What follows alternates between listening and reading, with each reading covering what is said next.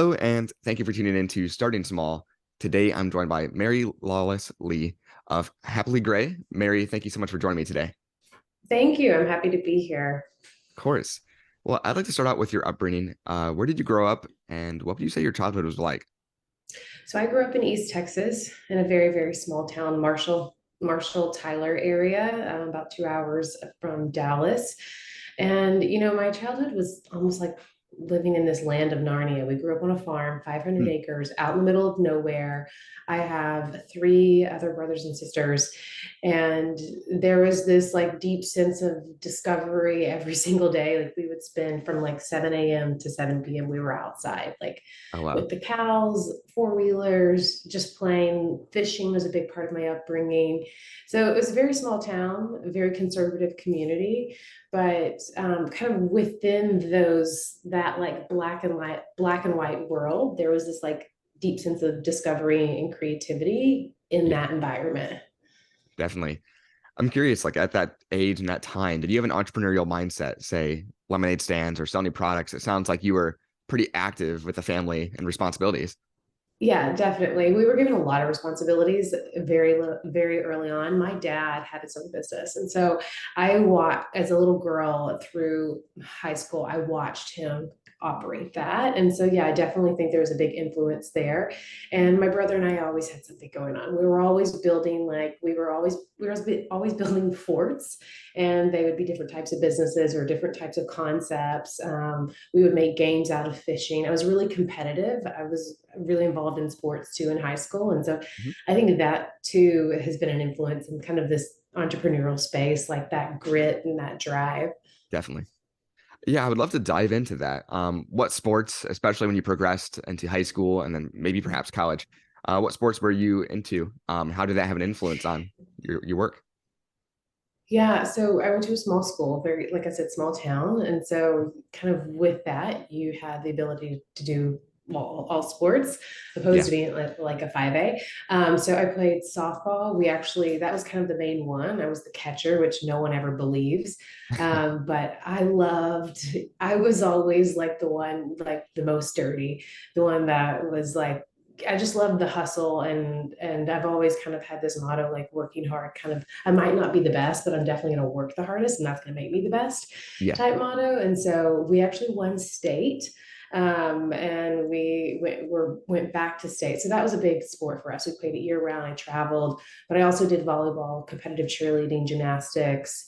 Um, what else? I took piano for a bit. My parents just had us really busy. Yeah. And I love the team camaraderie, and I learned a lot through sports. I really think that that was a huge influence in my life Mm. as I was kind of like preparing myself to go to college. With college, I actually studied nursing, and I just felt like nursing, I could hardly keep my head above water. It was such an intense study Mm. that was really my focus. That was my group. I did a little bit of intramural sports, like for leisure, but Yeah. nothing too crazy. But I do love running. I also ran cross country in high school, and that's a big passion of mine as well.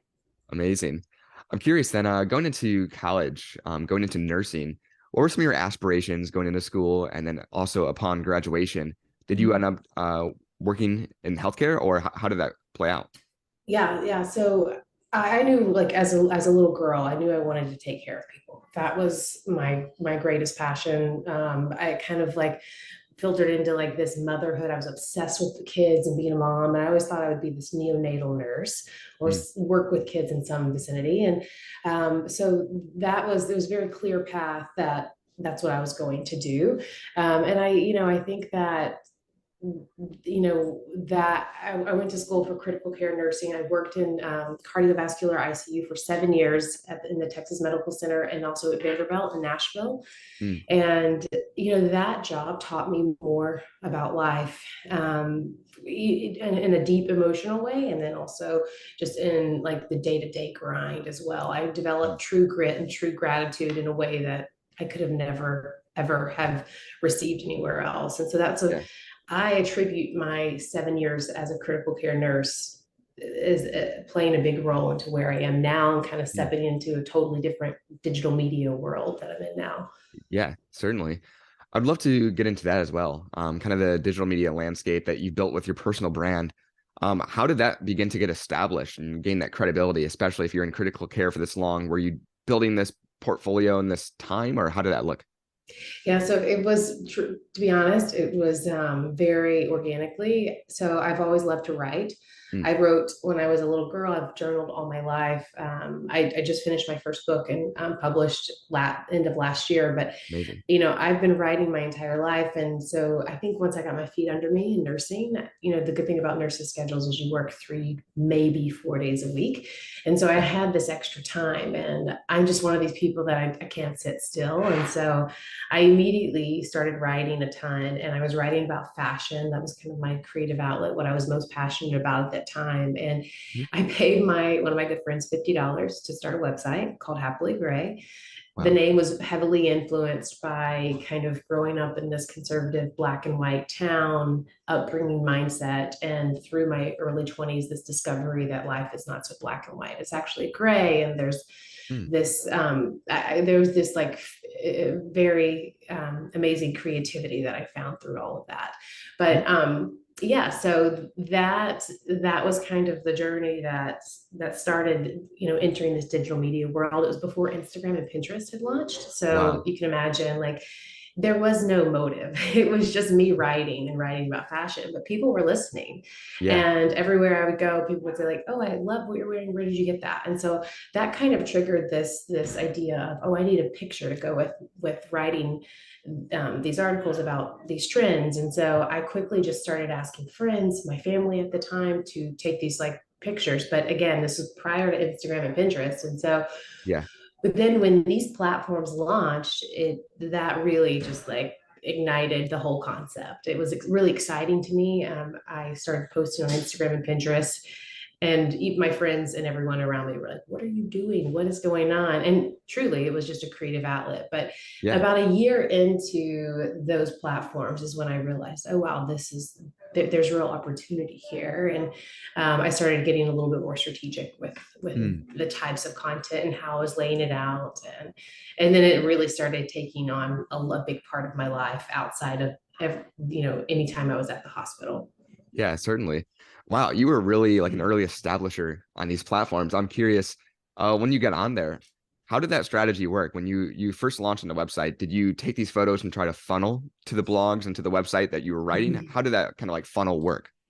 So yes, initially it was to happilygray.com, but then I quickly learned that Pinterest was essentially driving all of my traffic and Mm, followers. I was getting so many new followers through Pinterest. And so I would post on Instagram, but then we would really shoot, and the whole creative concept would be geared towards Pinterest. Vertical images worked better. It had to be like 3/4 of my body. It became like a formula on how to shoot for Pinterest. And then we would always link back to my website. And mm, so we gained a lot of email subscribers, people that just like really devoutly followed the brand. mm. And then kind of through that, like secondary, we started pushing Instagram, because Instagram at that point, I feel like Pinterest was the focus. And then kind of Instagram started to take on a life of its own. So Yeah. it was kind of like funneled and snowballed through Pinterest, but then the secondary to that was Instagram. Mm, got it. At this are these early days, how did monetizing work, or was this really just what you enjoyed doing? Was there no monetization? And then how did that eventually happen? Did you partner with these brands? What does that look like? Yeah, yeah. I quickly found once I realized, like, oh wow, this is here to stay. Mm, Brands are listening, and they're now putting budget behind these campaigns. That I quickly caught on, and I thought, wow, this is exciting. This is fun, and I couldn't turn it off. mm, And it wasn't until I slowly went part-time PRN at the hospital. And then once I finally was able to completely stop working at the hospital, and it was a very scary jump. People mm. around me were like, "What are you doing?" They still didn't understand this new world that I was kind of, playing around with. And Yeah. but at the time, I was digital media, that world far outweighed the salary that I'd made with nursing. And when I was able to completely quit nursing, focus on digital media, that's when I really started to monetize. I started traveling a lot. That Mm, was when kind of like the travel content gained a lot of interest. I would travel to all these different cities, create these city guides, this beautiful imagery. I mean, right mm, now things have definitely pivoted, but back then it was all about, you know, this beautiful artistic image and mm, the perfect look and the perfect setting. And so I was able to kind of, create this story and this emotion and this picture, mm. and then also through that sell these clothes. Wow. And it was all data driven. I at that time I was working with LTK, which is a massive affiliate company in Dallas, Mhm. and I was able to see like what people were buying, when they were buying, what colors they were buying, the price points, the price per shopping cart. I just knew everything about my customer. So I would lean into that. And, that's really hasn't changed over the last 10 years. We still do that to this day. And Mm, that's a big part of now having my own brands. We've really taken a lot of that data that we've accumulated over the last decade and put that into development mm, on private product side. mm. Amazing. How would you describe that customer or your audience as well that shops at Happily Gray? And has it evolved from the early days to now? What does that look like? Definitely, it has evolved because I do think that the one cool thing about being in this space is as your life, you're kind of growing up with your community and with your Mm, readers. And, as you enter, like as you get your first home, you start, bringing in interior content. And then when you get married, and, I remember when I first started talking about skincare, I was like 25 because I could for the first time, afford nice skincare. And yeah, so I think that evolution has progressed as I've gotten older and authentically to my lifestyle. But yeah, I mean, it is wild to see that reader kind of grow up with you through that experience. mm, But that's the fun part too, and I think that's the key too. Is it has to feel authentic. It has to feel, you know, honest, the deep sense of honesty to whatever is actually happening then and there. certainly. Yeah. No, so getting into kind of the brand side and the products that you do curate and maybe the guides, what do you look for when bringing something on to Happily Gray? What is like the criteria that you look for? What does that look like? Yeah, yeah. Well, and I think back to your last question too, that I think what our customers look for is a sense of discovery. Mm. So I opened my first brick and mortar in Nashville 3 years ago, 2 months before the pandemic. Oh, wow. So that was interesting. We opened January 31st. The pandemic, we per pandemic, we closed like end of March. Oh, my goodness. So huge shift and pivot, a Mm, massive learning experience, moving our business to e-com at that time and getting mm, everything online. But I think the whole passion behind opening this store was to provide this physical experience to this digital world that we'd created. And so I mm, think that, we really try to lean into the sense of discovery. We bring in very niche, small, and a lot of them are international or local, kind of one extreme or the other, mhm. but hopefully stuff that you're not seeing at Nordstrom, you're not seeing at the massive retailers, Yeah, and that it feels creative, it feels different. It's very small, it's very specific, and it's very intentional. And so that's what excites me, and that's what we've just been really excited to share and seen mm, such a great response is leaning into, those little unique bits that make Happily Gray, the essence, the heart of what it really is. yeah, certainly. So how does the fulfillment side work? I know it started a lot as affiliate, Mhm. but do you do any fulfillment now at Happily Gray, or is it We do affiliate? a What's it lot. like? Yeah, we do a lot of fulfillment. Mm, So we're eventually going to move to a 3PL, and hopefully, God, I hope that happens this year because it's yeah. hard to keep up with. But yeah, so at our we have our brick and mortar in West Nashville. On the outskirts of our brick and mortar is our office. We have a team of 9 here in Nashville, and we run all of our own fulfillment for our store. Wow. We also have a skincare brand that we do all of our own fulfillment there as well. So a lot of fulfillment. We now have like a small but mighty team that handles that, and that's just been a massive learning curve. Someone asked me the other day, like, how did you know how to do all that? And I'm like, you just learn as you go.